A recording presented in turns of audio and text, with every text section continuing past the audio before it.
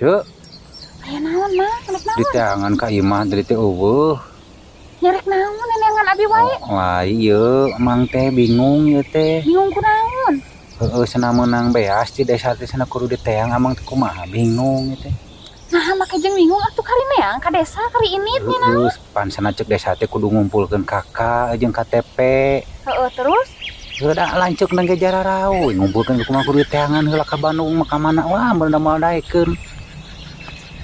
Mang, maksudna lain neang heula lanceuk nya. Apan kakak teh lanceuk lain. Heueuh, kakak mah lanceuk. Ngan maksud teh desa mah ngumpulkeun kakak teh lain kakak lanceuk.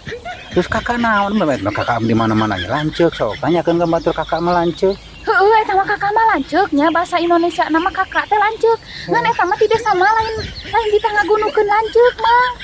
Lain Atuh teh naon apa sih ngumpulkeun kakak? kakak teh ieu kartu keluarga apa henteu?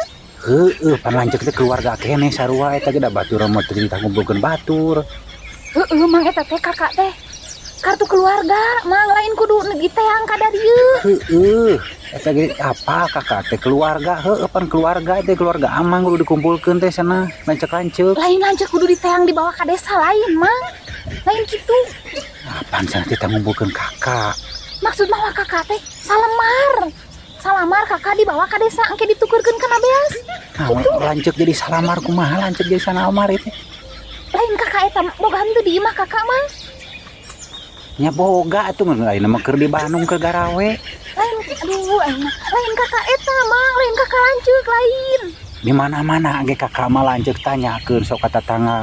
Heueuh ai kakak mah bahasa aduh kakak mah emang lanceuk heueuh bahasa Indonesia na teh kakaknya.